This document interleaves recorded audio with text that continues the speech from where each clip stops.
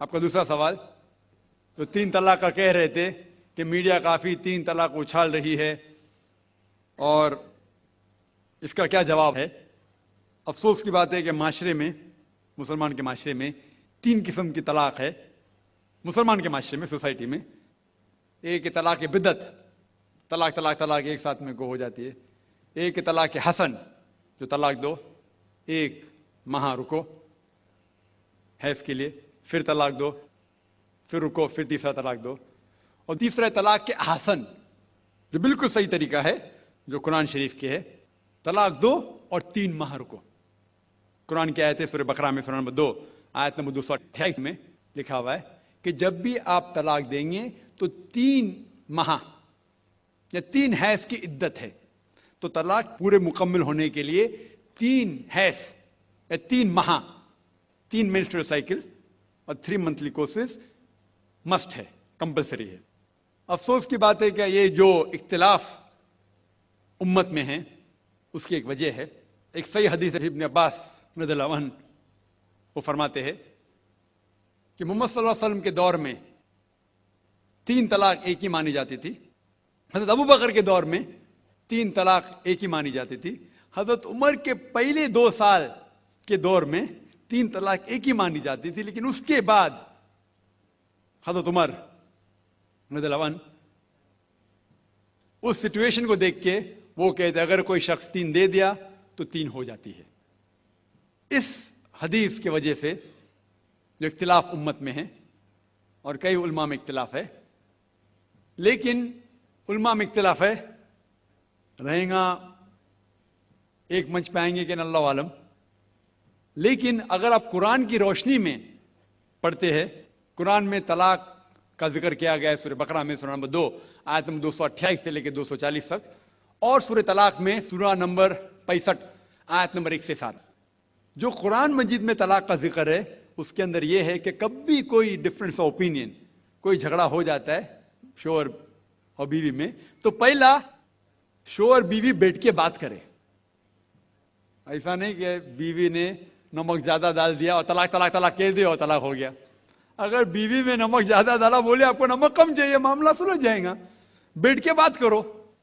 پھر بھی بات نہ بنے تو اللہ تعالیٰ فرماتا ہے سورہ نساء میں، سورہ نمبر 4 آیت نمبر 35 میں کہ آپ کے درمیان ایک حکم رکھو، ایک آربیٹر بیوی کی طرف سے، ایک آربیٹر شوہر کی طرف سے۔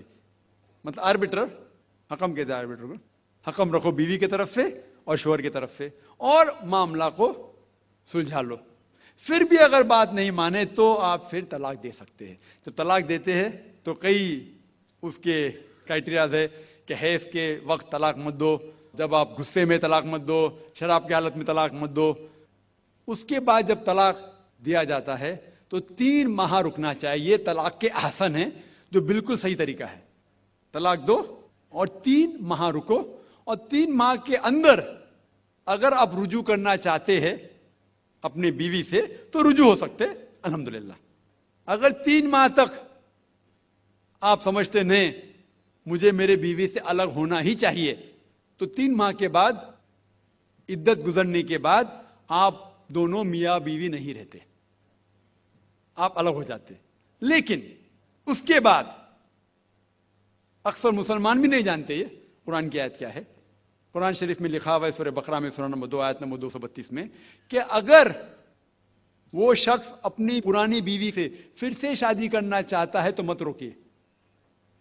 تو اگر طلاق ہو چکا ہے صحیح طریقے سے، طلاق کے احسن کے طریقے سے، اور 3 ماہ ہو گئے، عدت گزر گئی، 6 مہینے بعد اگر لگا بھائی جو میں نے کیا غلط کیا، میں پھر سے شادی کرنا چاہتا ہے، تو وہ آدمی اپنی پرانی بیوی سے پھر سے نکاح کر سکتا ہے، لیکن نیا نکاح نیا مہر، نیا نکاح نیا مہر، جو کئی مسلمان نہیں جانتے۔ افسوس کی بات ہے کہ ہم مسلمان قرآن کو ترجمے کے ساتھ پڑھے ہی نہیں، صحیح حدیث کو ترجمے کے ساتھ پڑھے ہی نہیں۔ اگر ہم قرآن شریف کو صحیح طریقے سے پڑھیں گے اور صحیح حدیث پہ عمل کریں گے تو یہ جو غلط فہمیاں ہیں دور ہوئیں گی، اور پھر سے اگر شادی ہوئی پھر سے آپ ساتھ میں رہ سکتے، پھر سے پرابلم ہوا تو پھر طلاق دو، پھر 3 ماہ رکو، پھر سے الگ ہو جاؤ، پھر سے آپ چاہتے پھر سے شادی کر سکتے۔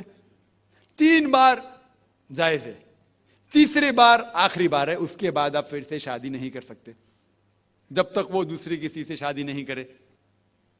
लेकिन मैंने अपनी जिंदगी में एक भी शख्स मेरे जिंदगी में नहीं आया जो तलाक के हसन किया, सही तरीके से तलाक दिया, अलहदा हो गए, फिर निकाह हो गया, फिर अलहदा हो गए, फिर निकाह हुआ, फिर अलहदा। मैंने कोई भी शख्स मेरे जिंदगी में, पूरे दुनिया में ऐसा शख्स के बारे में सुना ही नहीं जो सही तरीके से किया और बिछड़ गया, फिर से शादी की, फिर से बिछड़ गया, फिर से निकाह के, फिर बिछड़ गया, फिर शादी करना चाहता है।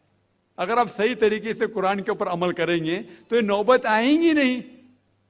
और कुछ लोग जो इस्लाम को मजाक बनाए और क्या कहते कि अच्छा अगर एक साथ में दे दिए, 3 तलाक दे दिए, हो गई, अभी क्या हलाला करो। कुरान कहता है 3 तलाक एक साथ में भी देंगे तो एक ही होती है।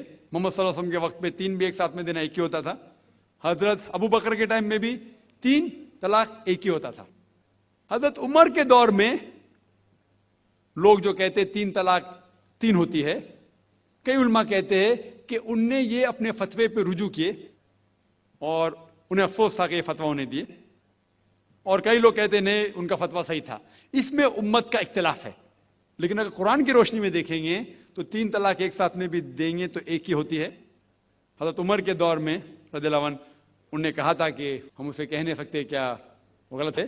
लेकिन उलमा ये कहते हैं, मिसाल तो इब्ने तैमिया, शेख इब्ने तैमिया, वो कहते हैं कि ये हजरत उमर में अल्लाह भी प्लीज रज़ियल्लाहु अन्हु, वो मोहम्मद सल्लल्लाहु अलैहि वसल्लम ने जो कहा उसके ऊपर नहीं है, इसीलिए हमें बात मानना चाहिए कुरान और अल्लाह के रसूल की।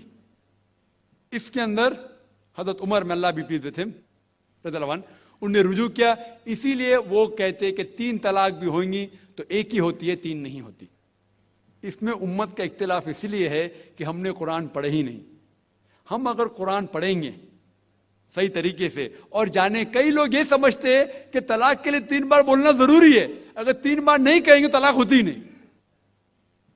वो उनकी नादानी है, वो उनकी जहालत है।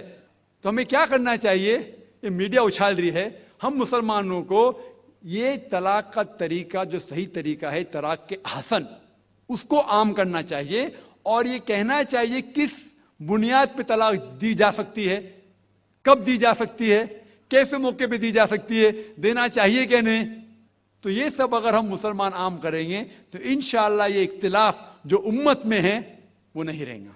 और मीडिया उसे उछाल रही है।